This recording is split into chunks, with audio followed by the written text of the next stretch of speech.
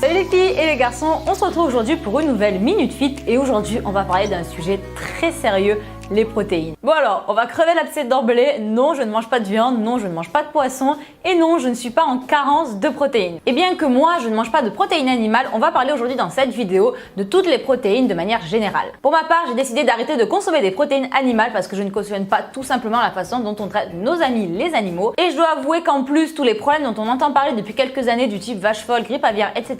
Ben moi, ça me donne plus trop envie en fait.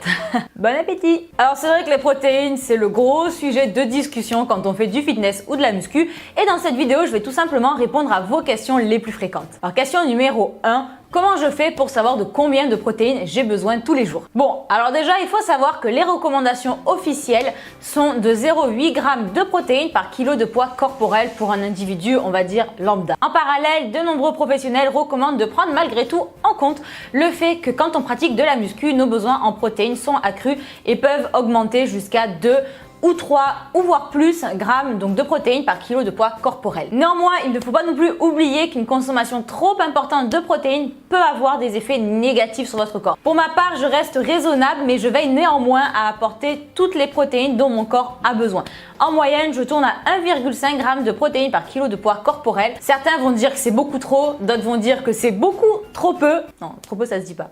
Certains vont dire que c'est trop, d'autres diront que c'est trop peu. Moi, en tout cas, c'est le ratio qui me convient. Question numéro 2, est-ce que je dois calculer mes macros chaque jour? Bon, alors, à moins que tu sois en pleine préparation d'une compète où chaque haricot vert compte, franchement, je te le conseille pas. Déjà, c'est contraignant. Et je pense que tout le monde sera d'accord avec moi sur le fait qu'on ne fait jamais quelque chose qui est chiant toute sa vie. Ensuite, si on n'a pas non plus un objectif hyper pointu, c'est absolument inutile. Et enfin, c'est une méthode qui peut tout droit en fait amener à des troubles du comportement alimentaire. Le but, c'est d'être bien dans sa peau sans se prendre la tête. Alors pour répondre à la question, moi personnellement, je ne calcule absolument jamais ce que je mange. Je fonctionne vraiment au ressenti et j'écoute beaucoup les besoins de mon corps. C'est vraiment très important pour moi. Question numéro 3, est-ce que je prends ou je dois prendre des protéines? J'avais déjà parlé dans cette vidéo, mais la consommation de protéines n'est absolument jamais indispensable. Et ce, quel que soit votre niveau. Les protéines sont tout simplement très souvent consommées par praticité.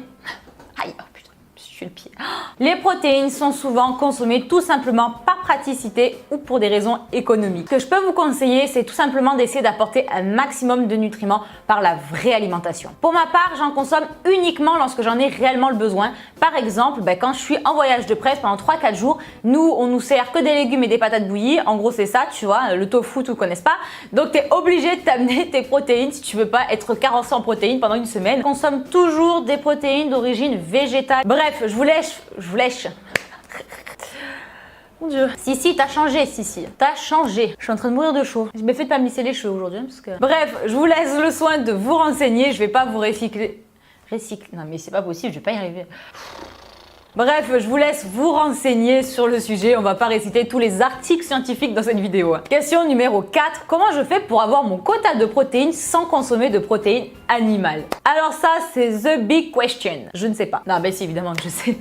C'est très facile en fait. Il y a énormément de sources de protéines végétales, forcément, dans les végétaux. Je vais vous donner des exemples de ce que moi je peux consommer. Donc le matin, je consomme toujours un muesli bio qui est enrichi en protéines de soja. Le midi, je vais par exemple consommer des produits du type sétan. Donc le sétan, c'est du gluten de blé. C'est un produit qui est très riche en protéines mais qui contient quand même du gluten. Donc quand vous consommez du sétan, c'est pareil, si vous n'êtes pas intolérant au gluten, veillez à ne pas consommer quand même après à côté trop d'aliments qui en contiennent. Ensuite, en collation, si j'en ai besoin, je peux prendre un shake de protéines végétales. Et le soir, j'essaie de varier mes sources de protéines.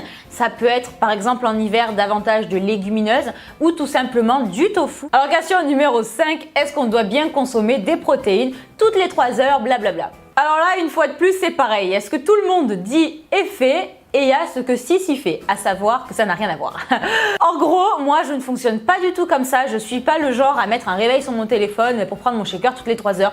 Pas du tout. Moi perso, comme je vous l'ai dit, je fonctionne beaucoup au feeling et au ressenti, c'est-à-dire que je vais écouter les besoins de mon corps. Il y a des fois, je vais avoir besoin de prendre une collation, je vais avoir une collation protéinée, voire même riche en glucides. Et des fois, il y a des jours, je vais pas avoir envie de prendre une collation, j'ai envie de laisser mon estomac, mon intestin, enfin mon ventre au repos. Bref, vous l'avez compris, je vais souvent à l'encontre des clichés dans le cadre de l'alimentation, diète et fit. Moi, j'aime bien écouter mes ressentis, être vraiment à l'écoute de mon corps. Ce qui fonctionne pour moi ne va pas forcément fonctionner pour vous. Quant à nous, on se retrouve dimanche et vendredi prochain pour de nouvelles vidéos fitness. N'hésitez pas à vous abonner si ce n'est pas encore fait et à mettre un petit pouce bleu si vous avez aimé la vidéo. Je vous fais de très gros bisous.